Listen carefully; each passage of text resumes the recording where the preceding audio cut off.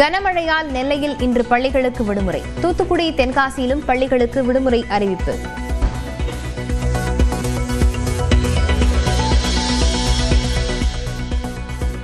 நெல்லையில் காலையில் பெய்த கனமழையால் வஉசி தெருவில் முழங்கால் அளவு தேங்கியுள்ள மழைநீர். சாலைகளில் தேங்கியுள்ள தண்ணீரால் மக்கள் அவதி.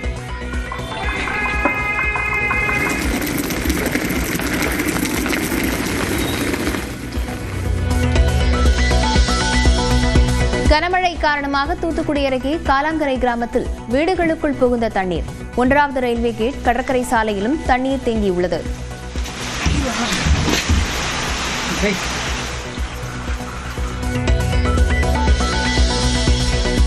தென்காசி மாவட்டத்தில் தொடரும் கனமழையால் பாவூர் சத்திரம் ஆட்டுச்சந்தையில் விற்பனை பாதிப்பு. வழக்கமாக 5 கோடிக்கு விற்பனையாகும் நிலையில் இன்று 1 கோடிக்கு மட்டுமே வியாபாரம்.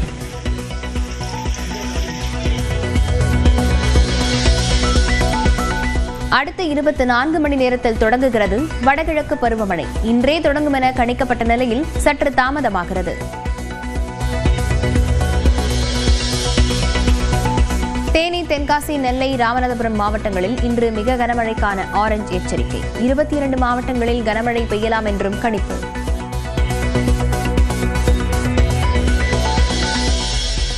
தீபாவளியையொட்டி இன்று முதல் 4 நாட்களுக்கு சிறப்பு பேருந்துகள்.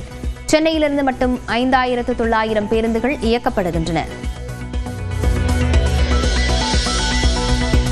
தீபாவளியையொட்டி இன்றும் நாளை மறுநாளும் கன்னியாகுமரிக்கு சிறப்பு ரயில். 12 முன்பதிவில்லா பெட்டிகளுடன் கூடிய ரயில் தாம்பரத்திலிருந்து இரவு 11:30 மணிக்கு புறப்படுகிறது. இந்திய கம்யூனிஸ்ட் கட்சியின் மூத்த தலைவர் நல்லக்கண்ணு ராஜீவ்காந்தி மருத்துவமனையில் அனுமதி. மூச்சு திணறல் ஏற்பட்ட நிலையில் சிகிச்சை.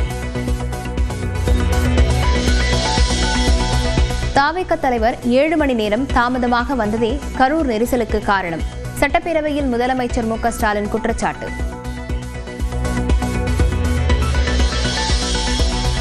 கூட்டணிக்கு ஆள் சேர்க்கின்றீர்களா என தாவேகவுக்கு ஆதரவாக பேசிய இபிஎஸ்க்கு முதலமைச்சர் மு.க. ஸ்டாலின் கேள்வி. கூட்டணிக்காக நாங்கள் பேசவில்லை என எடப்பாடி பழனிசாமி விளக்கம். அசம்பாவிதம் ஏற்பட வேண்டுமென கரூர் வேலுச்சாமிபுரத்தை தாவேகவுக்கு ஒதுக்கியதாக மக்கள் கூறுகிறார்கள் என எடப்பாடி பழனிசாமி விமர்சனம். கரூர் விவகாரத்தில் உள்ள மர்மத்தை மறைக்க முயற்சிப்பதாகவும் குற்றச்சாட்டு. 6 பேர் இறந்த வழக்கில் கரூரைச் சேர்ந்த தாவேக நிர்வாகிகள் மதியழகன், பவுன்ராஜுக்கு ஜாமீன். ஆம்புலன்ஸ் ஓட்டுநரை தாக்கிய வழக்கில் சேலம் தாவேக கிழக்கு மாவட்ட செயலாளர் வெங்கடேசனின் ஜாமீன் மனு தள்ளுபடி. நாகர்கோவில், குளித்தலை உள்ளிட்ட பகுதிகளில் அரசு அலுவலகங்களில் லஞ்ச ஒழிப்புத்துறை சோதனை. லட்சக்கணக்கில் பணம் மட்டுமின்றி பட்டுப்புடவைகளும் பறிமுதல். குடும்ப அட்டைதாரர்கள் நவம்பர் மாதத்திற்கான ரேஷன் அரிசியை இந்த மாதமே பெற்றுக் கொள்ளலாம். வடகிழக்கு பருவமழையை கருத்தில் கொண்டு உணவுத்துறை அமைச்சர் சக்கரபாணி அறிவிப்பு. பீகாரில் 101 தொகுதிகளுக்கும் வேட்பாளர் பட்டியலை வெளியிட்டது பாஜக. சிராக் பாஸ்வான் கட்சி போட்டியிட விரும்பிய இடங்களுக்கு வேட்பாளரை நிதிஷ்குமார் அறிவித்ததால் பரபரப்பு.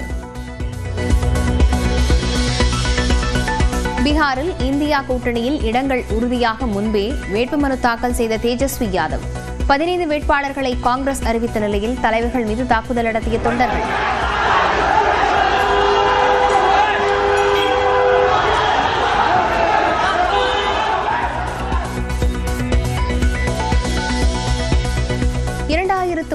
ஆண்டில் காமன்வெல்த் விளையாட்டுப் போட்டிகளை நடத்த அகமதாபாத் தேர்வு. அதிகாரப்பூர்வ அறிவிப்பு 26ஆம் தேதி வெளியாகிறது.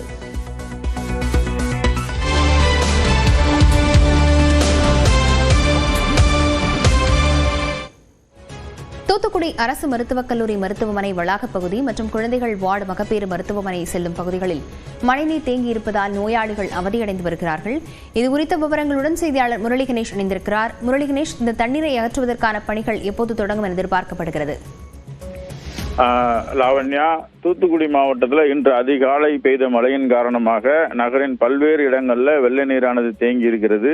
தூத்துக்குடி அரசு மருத்துவமனை வளாகத்திலையும் வெள்ள நீரானது தேங்கி இருக்கிறது. குறிப்பாக பாளையங்கோட்டை சாலையில் இருந்து அரசு மருத்துவமனைக்கு நுழைந்து செல்லக்கூடிய அந்த பகுதிகளில் வெள்ள நீரானது நுழைந்து செல்லக்கூடிய பகுதிகளில் மட்டும் வெள்ள நீரானது தேங்கி இருக்கிறது. இதனைத் தொடர்ந்து உள்பகுதியில சென்றோம்னா மகப்பேறு வார்டுக்கும் குழந்தைகள் காய்ச்சல் வார்டுக்கும் செல்லக்கூடிய பகுதிகளில் நுழைவு நடந்து போகக்கூடிய பகுதியில் மட்டும் வெள்ள நீரானது தேங்கி இருக்கிறது. தற்போது அந்த நீரை அகற்றக்கூடிய பணிகளானது நடந்து வருகிறது. இன்னும் சிறிது நேரத்தில் அந்த வார்டு பகுதியில் இருக்கக்கூடிய நீரானது முற்றிலுமாக அகற்றப்படுவதற்கான வாய்ப்பு இருக்கிறது. அந்த பணிகள் தற்போது தொடங்கி இருக்கிறது. அதே நேரத்தில் அரசு மருத்துவமனைக்கு நுழைவாயில் மெயினா இருக்கக்கூடிய அந்த நுழைவாயில் இருக்கக்கூடிய தண்ணீரானது பல தாழ்வான இடங்கள்ல இருக்கக்கூடிய தண்ணீர் அந்த பகுதியில் தேங்கி இருக்கிறது. அதையும் அகற்றக்கூடிய பணிகளை மாநகராட்சி நிர்வாகம் துவங்கி இருக்கிறது. லாவண்யா, விவரங்களுக்கு நன்றி முரளி கணேஷ்.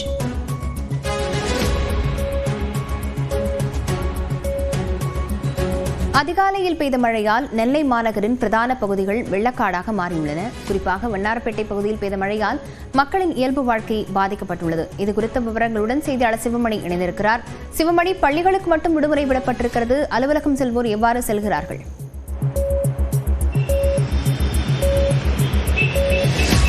திருநெல்வேலி மாவட்டத்தினுடைய அனைத்து பகுதிகளிலும் நேற்று இரவு முதல் மிதமான மழை பெய்தது. அதிகாலையில் கனமழை கொட்டி தீர்த்திருக்கிறது. இதன் காரணமாக மாவட்டத்தினுடைய பெரும்பாலான பகுதிகள் குறிப்பாக மாநகரின் பெரும்பாலான பகுதிகள் வெள்ளக்காடாக காட்சியளிக்கிறது. ஒரு நாள் மழைக்கே தாக்கு பிடிக்க முடியாத அளவிற்கு இந்த தண்ணீர் ஆங்காங்கே தண்ணீர் தேங்கியிருக்கூடிய காட்சிகளை நம்ம பார்த்து கொண்டு இருக்கிறோம். நம்ம மாநகரின் பிரதான பகுதியாக இருக்கக்கூடிய வண்ணாரப்பேட்டை பகுதியை நம்ம பார்த்து கொண்டு இருக்கிறோம். இந்த பகுதி வழியாகத்தான் இங்கிருந்து வெளியே செல்லக்கூடிய மதுரை, சென்னை உள்ளிட்ட பெருநகரங்களுக்கு செல்லக்கூடிய வாகனங்கள் அந்த வாகனங்கள் இந்த வழியாகத்தான் செல்ல வேண்டும். இதோட பக்கத்தில் பள்ளிகள், பள்ளிகள் அதோடு மட்டுமல்லாமல் அரசு அலுவலகங்கள், தனியார் நிறுவனங்கள் என ஏராளமான நிறுவனங்கள் இருக்கிறது. இந்த பகுதியில் பாதாள சாக்கடை பணிகள் கடந்த ஓராண்டிற்கு மேலாக மேற்கொள்ளப்பட்டு முழுமையாக முடிவடையாத நிலையில் பள்ளங்கள் எந்த பகுதியில் மேடு இருக்கிறது, பள்ளம் இருக்கிறது என்பது கூட தெரியாமல் மக்கள் பயணிக்கக்கூடிய ஆபத்தான பயணத்தை மேற்கொள்ளக்கூடிய காட்சிகளை தான் நம்ம பார்த்து கொண்டு இருக்கிறோம். சாலையில் 2 அடிக்கு மேலாக தண்ணீர் தேங்கி இருக்கிறது.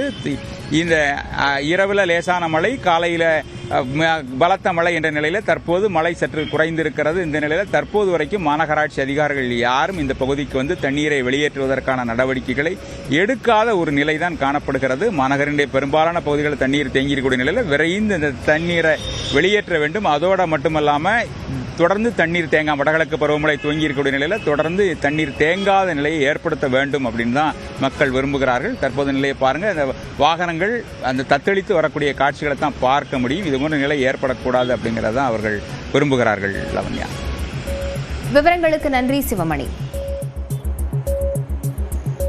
தொடர் மழையை அடுத்து திருச்செந்தூரில் உள்ள சிவன் கோயிலுக்குள் நீர் புகுந்துள்ளது. இதுகுறித்த விவரங்களுடன் செய்தியாளர் முரளி கணேஷ் இணைந்திருக்கிறார். முரளி கணேஷ், விவரங்களை பதிவு செய்யலாம். லாவண்யா, தூத்துக்குடி மாவட்டத்தில் நேற்று இரவு முதல் பெய்த மழையில தூத்துக்குடி மாவட்டத்தின் முக்கிய பகுதியாக இருக்கக்கூடிய திருச்செந்தூர் சுற்றுவட்டார பகுதி முழுவதும் கனமழையானது பெய்திருக்கிறது. இந்த மழையானது திருச்செந்தூர் கோயில் பகுதிகளிலேயும் அதிக அளவு பெய்திருக்கு. குறிப்பாக திருச்செந்தூர் இருக்கக்கூடிய புகழ்பெற்ற சிவன் கோயிலுக்குள்ள வெள்ள நீரானது புகுந்திருக்கிறது. பக்தர்கள் எல்லாம் கிட்டத்தட்ட முழங்கால் அளவு நீரில் கடந்து செல்லக்கூடிய நிலை இருக்கிறது. இந்த வெள்ள நீரை அகற்றுவதற்கான மின் மோட்டார் மூலமாக இந்த வெள்ள நீரை அகற்றுவதற்கான பணிகள் என்பது நடந்து வருகிறது. இருந்தபோது அந்த பகுதியில் தண்ணீரானது இன்னும் குறைதல இதே நிலை தான் தொடர்ந்து நீடிச்சுக்கிட்டு இருக்கிறது. இந்த சிவன் கோயில் பகுதி மட்டுமல்லாது திருச்செந்தூர் முக்கியமான பகுதி, அதாவது நாலுமூலை கிணறு, பரமன்குறிச்சி உள்ளிட்ட திருச்செந்தூர் சுற்றுவட்டார பகுதி முழுவதுமே வெள்ள நீரானது தேங்கி இருக்கிறது. ஆங்காங்கே வெள்ள நீரை அகற்றக்கூடிய பணிகள் நடந்தாலும் முழுமையாக இதுவரை அந்த சுற்றுவட்டார பகுதியில் முழுவதும் வெள்ள நீர் என்பது அகற்றக்கூடிய நிலை நடந்துகிட்டு இருக்கு. முழுமையாக அகற்ற இன்னும் படவில்லை. லாவண்யா, விவரங்களுக்கு நன்றி முரளி கணேஷ்.